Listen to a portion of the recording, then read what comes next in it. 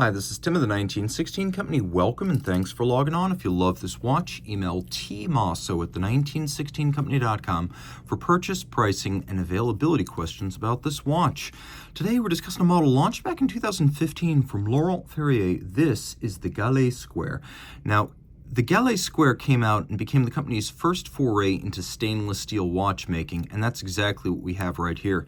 41 millimeters in diameter in a cushion case out of steel. The watch measures 11.6 millimeters thick and from lug tip to lug tip 47.2 millimeters with a 20 millimeter spacing between the lugs. We'll put it on my wrist, which is 16 centimeters circumference. It's a good fit, but it does feel like a large watch. Non-round watches always wear a bit large, so I'd recommend this for a wrist of 15 centimeters circumference or larger, and you can see it will easily slide underneath a tight sleeve or dress cuff.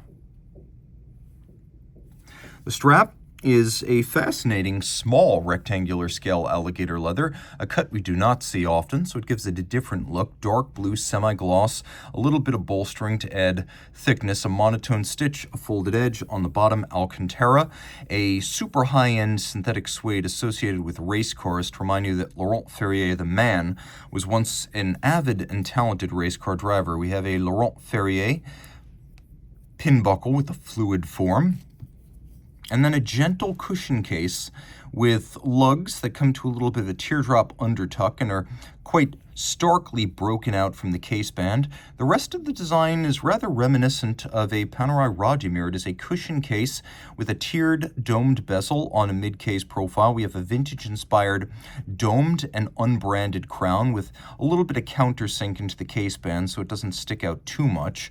We have a vertical satination on the blue metallic dial. And then we have hands as well as indices of white gold, so they will never tarnish, oxidize, or change color. Dart-style indices, lancet-style counterweighted seconds hand, a concentric pattern in the sunken sub-seconds, and then assegai or spear-shaped hour and minute hands. Flip it all over, you can see a snap case back. That's another vintage-inspired element. 30 meters water-resistant. We have caliber FBN 22901, so we have Ferrier, Barbacini, and Navas, the three fathers of this movement. And of course, Barbacini and Navas of Louis Vuitton, Fabrique du Temps, which is their high-end watchmaking factory, which did most of the fundamental movement development, the computer-assisted engineering on this caliber, and makes the basic parts. They are finished, assembled, and regulated at Laurent Ferrier. Micro rotor, 22 carats, and with a jeweled staff and a micro ratchet system, it is probably the most silent winding system I've ever encountered. And it features a beautifully finished steel bridge, 72-hour power reserve. We've got a balance that beats at 21,600 vibrations per hour. It is free sprung for durability and precise setting.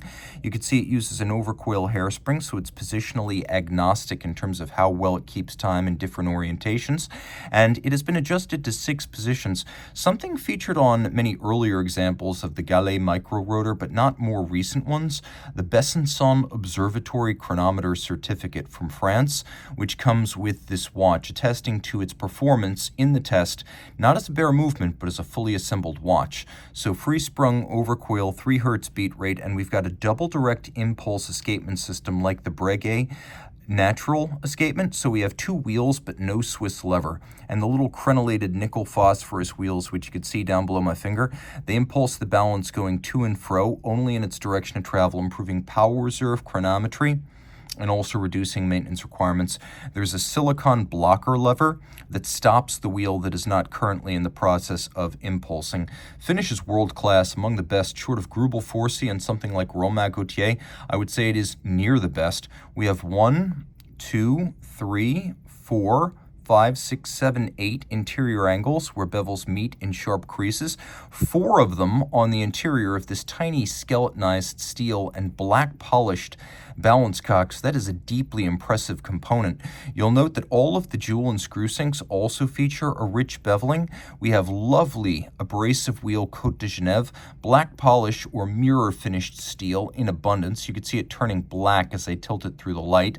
We have a little golden chaton for the pivot of the micro rotor, a nod to the way we were once upon a time in the watchmaking world. Engine turning on the base plate, satin finished wheels with interior beveling. And this is a deeply impressive mirrored mile-wide, hand-finished unglage on the edge of the bridges, lighting up like the top of the Chrysler Building.